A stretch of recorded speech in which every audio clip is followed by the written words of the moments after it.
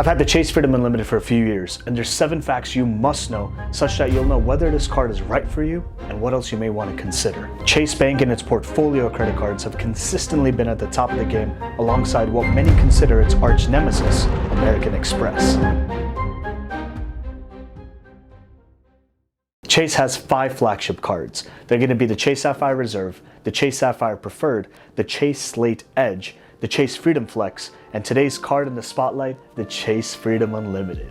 This card has a supremely strong earning structure, especially given its $0 annual fee. You're able to earn points, which can be redeemed for cashback and more. You earn 5% on travel purchased through Chase Ultimate Rewards, 3% on dining at restaurants, including takeout and eligible delivery services, as well as 3% on drugstores, and 1.5% on all other purchases. I quoted this earning structure in terms of cashback percentage, yet you earn points in the back end, which can be redeemed for a myriad of ways, and we'll get into them shortly. Starting off, this is what you gotta know first. When I first got this card, the sign-up bonus offer was $150 after $500 in spend in the first 3 months. Essentially $150 at maximum for that intro offer. Today, you can get up to $800, and that's because you're gonna get $200 cash back after $500 in spend in the first 3 months. The second part of this is that you're actually going to get 5% on grocery spend in the first year that you have this card, up to $12,000. If you follow through with this, you'll have 80,000 ultimate reward points, which can be redeemed for that $800 in cash, yet at the same time, those 80K points can also be worth more.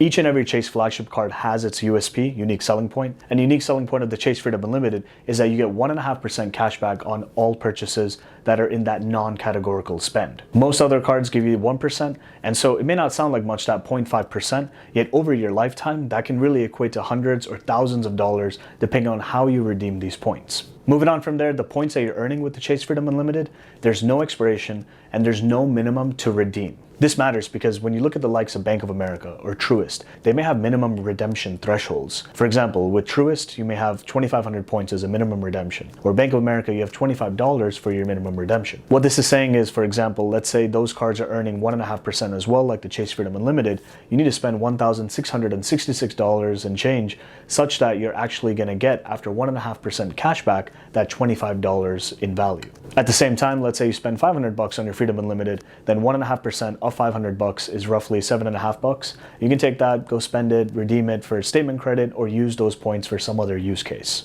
Your points not expiring seems super rudimentary, like why wouldn't everyone do this? Yet at the same time, if you have other specific Chase cards, you can actually combine your points such that you can move your Freedom Unlimited same points to another Chase flagship card, depending on what card it is. The funny thing is, these points are super flexible. You can redeem them for cashback and also take them off of Chase's ecosystem by transferring out to these partners. And the thing is, those same partners, they may have in their own loyalty program an expiration date of, let's say, 18 months if there's no actual activity within that account. So in essence, you can actually just keep those points pooled in one location within Chase until you're ready for that redemption that you have in mind. This card has no annual fee, but it has some great perks when it comes to service and protection. You have some expected ones like zero liability protection, where you're not going to be held responsible for unauthorized charges made with your card or account information, as well as fraud alerts and fraud protection. At the same time, with this no annual fee card, you also get trip cancellation / interruption insurance and also a waiver for auto rental collision damage. This next one is exciting for me to talk about because it's known as the Chase Trifecta. It usually consists of the Chase Freedom Unlimited, the Chase Freedom Flex, and the Chase Sapphire Preferred or Reserve. This setup is one of those ultimate combos that's been talked about for many years, where you can combine different earning capabilities from different Chase cards, but due to the fact that you can combine these points into one pool / one bucket, you can basically earn in different categories and then use those points to redeem however you see fit. In the beginning, we said the points can be redeemed for more than just that cashback value, and so transferring them to airlines and hotels is exactly how you're able to get that extra value. When it comes to the Chase Trifecta, I have its own video up here, yet I'll put for context why this really matters and how powerful it can be, whether you're team cashback or otherwise. Before moving on to the next point, I want to ask you this question where I want you to think about it. Is it ever worth to have 2 or 3 Chase Freedom Unlimiteds at any given point? And comment down below. I'd love to hear what you have to say. AKA, does it actually make sense, or does it really not make any sense whatsoever? From there, let's say you currently have the Trifecta, or you don't have it, or you're thinking of getting it. Point being that there's an annual fee attached to this setup. And if you're totally against annual fees, but you're thinking, man, I really wish I could just try it out, This card, the Chase Freedom Unlimited, it's a great product change option. What this means is, let's say we have that $95 annual fee Chase Sapphire Preferred or the $550 Chase Sapphire Reserve. Let's say after a year, we're like, yeah, I don't really know about this.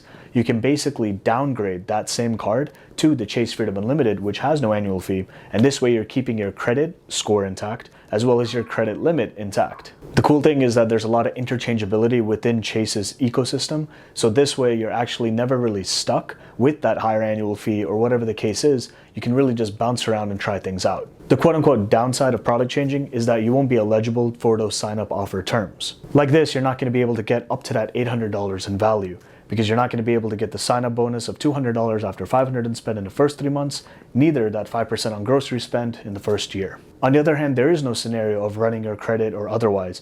It's just going to be a product change where everything else is pretty much the same. And the coolest thing is that you can actually upgrade as well. So let's say the Freedom Unlimited was good for its purposes.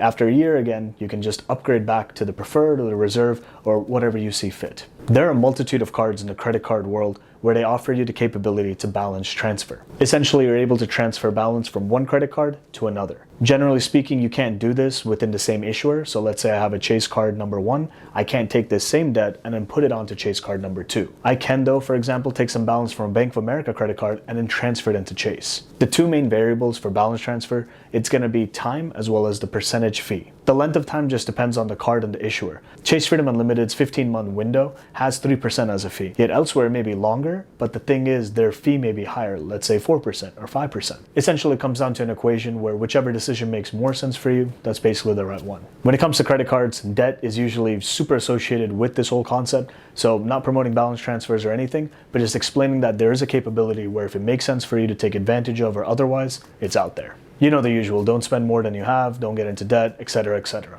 I would say not financial advice, yet the other way I would say is more like common sense. At the same time, I understand every situation can be different, and there's definitely a use case of when it can be useful. The reason I asked y'all the question in the middle is because I actually product changed my Freedom Unlimited to another Chase Freedom Flex, because that 5% rotating category, it's up to $1,500 in spend each and every quarter, so having 3 of them means I can max out potentially $4,500 worth of spend if and when that came about. So having multiple Freedom Unlimiteds didn't really make any sense, and the more I thought about it, I was like, it still doesn't make any sense unless I'm missing something. So if anyone knows anything more, comment down below. But yeah. Quick couple things. The Chase Sapphire Preferred, after spending $4,000 for its sign-up bonus offer, usually results in $1,000 back in value. So that's 25%.